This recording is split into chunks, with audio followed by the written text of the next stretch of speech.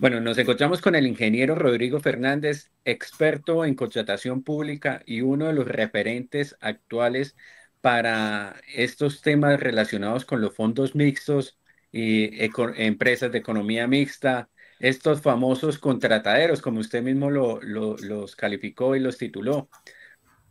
¿Qué hay detrás de este fenómeno, ingeniero? Bueno, muy buenos días, Oscar. Detrás de este fenómeno simplemente hay en el fondo una trampa que consiste en crear mediante acuerdo municipal o mediante ordenanza departamental unas empresas industriales y comerciales del Estado o unos fondos mixtos o unas empresas de economía mixta con un régimen especial que tienen un propósito en particular y es eludir, evadir la ley 80. Ujú. ¿Por qué han crecido tanto?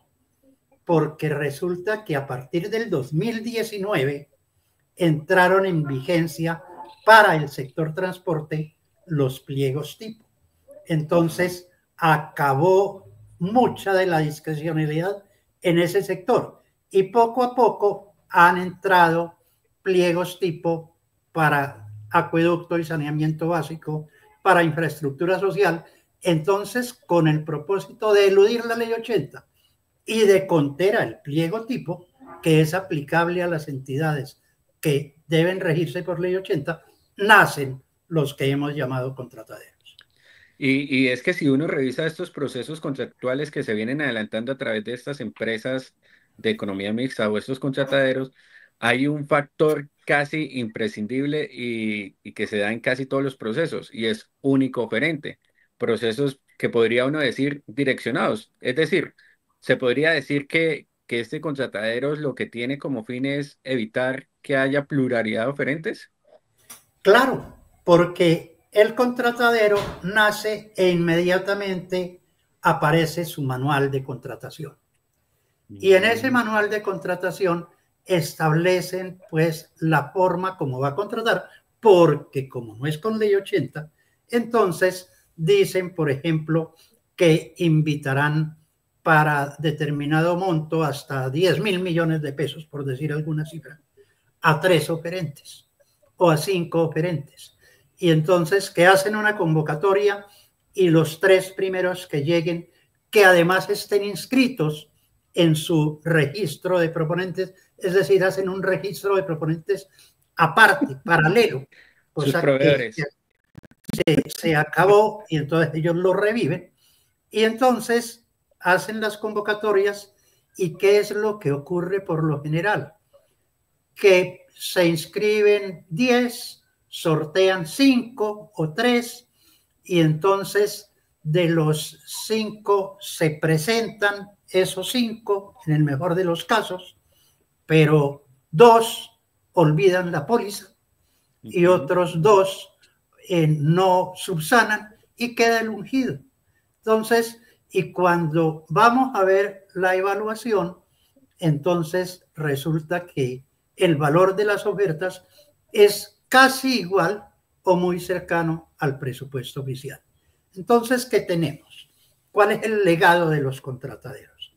El legado de los contrataderos es que desvirtúan la licitación pública porque no hay pluralidad, Ujú. porque la castran desde el principio. No pueden sino presentar ofertas 5 o 4 o 3.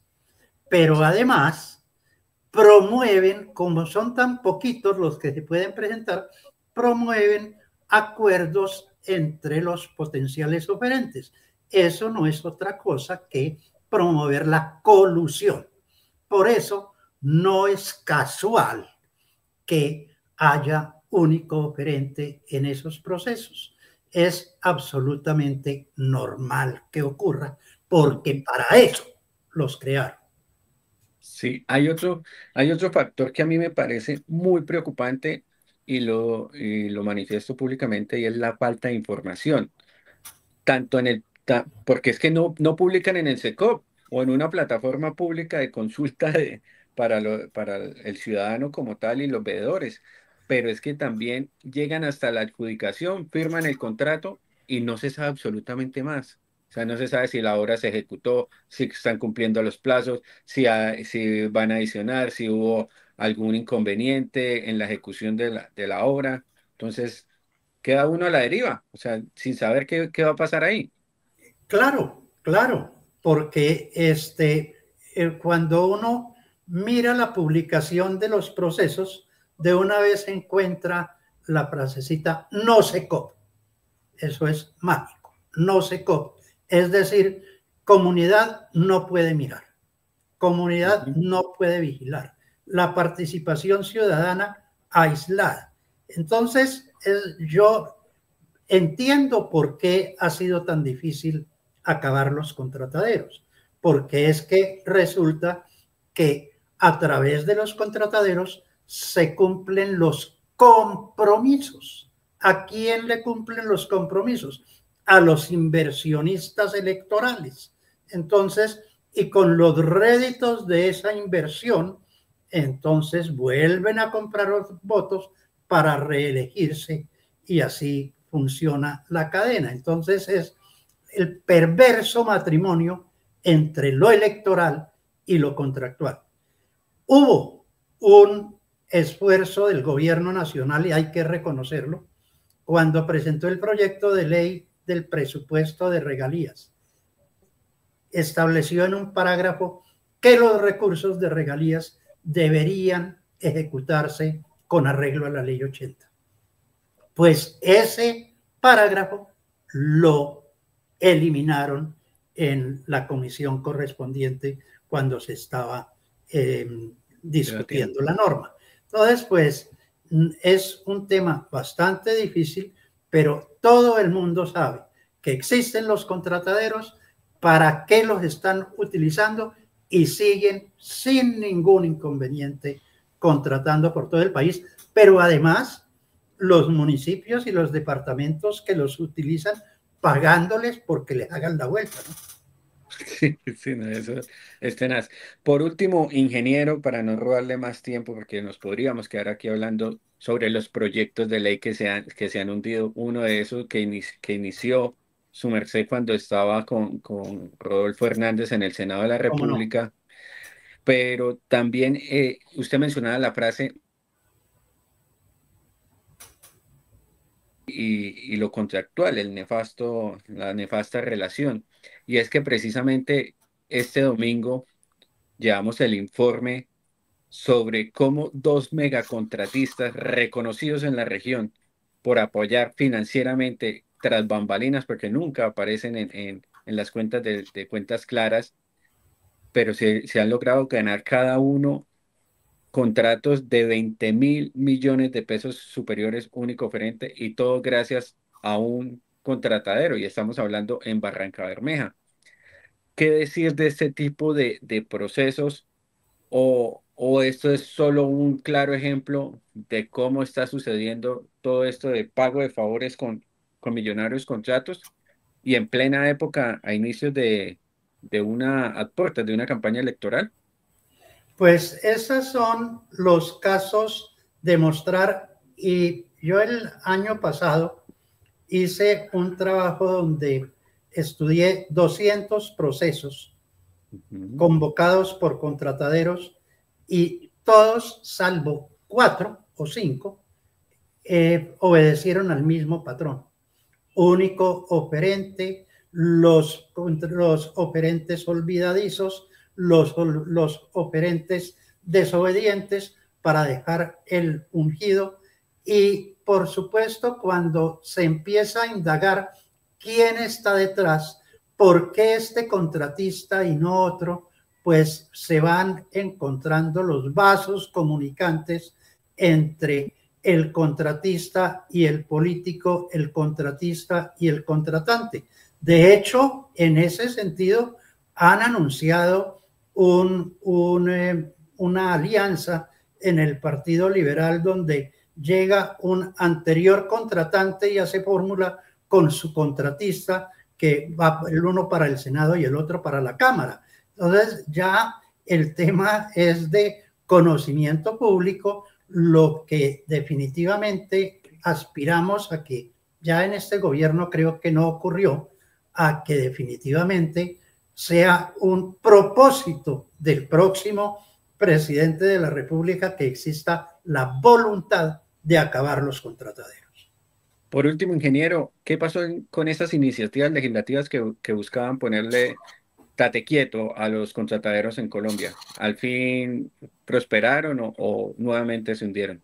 Bueno, la primera iniciativa en el 2022 de Rodolfo Hernández se hundió sin debate, por Ujú. cuanto nunca ni David Luna ni Humberto de la Calle presentaron ponencia en la Comisión Primera del Senado. En el 2023 o 24 tal vez, el representante Cristian Avendaño retoma la iniciativa, hace algunas variaciones, presenta un proyecto de ley que tampoco tiene, también se hunde en manos del ponente Ariel Ávila. Y en este momento, en el 2025, insiste Cristian Avendaño y esperamos pues que se pueda lograr en este último año, aunque es difícil el trámite de iniciativas legislativas en este último año, dado pues que vienen las campañas y demás. Entonces, pues quién sabe cómo vaya a ser esa actividad, pero sin duda alguna es una deuda pendiente. Ahora, si hubiera voluntad, la cosa era aún más sencilla, no se requeriría ni de ley, porque si aplicamos la regla de oro, es el que pone el oro, pone la regla, y el gobierno nacional en los convenios interadministrativos que entrega recursos, dice, estos recursos deberán ejecutarse con ley 80, pues entonces, si los contrataderos quieren seguir, deberían contratar a través de ley 80. Pero pues eso es voluntad lo que se requiere. Ingeniero, muchísimas gracias por habernos acompañado y por habernos explicado un poco de todo este tema, este todo entramado de los contrataderos que actualmente se han apropiado de gran parte de los recursos de la contratación pública, especialmente de las regalías. Muchas gracias por acompañarnos en este programa de Metropolitano y lo estaremos consultando nuevamente conforme avanza y encontramos nuevas situaciones en la contratación estatal.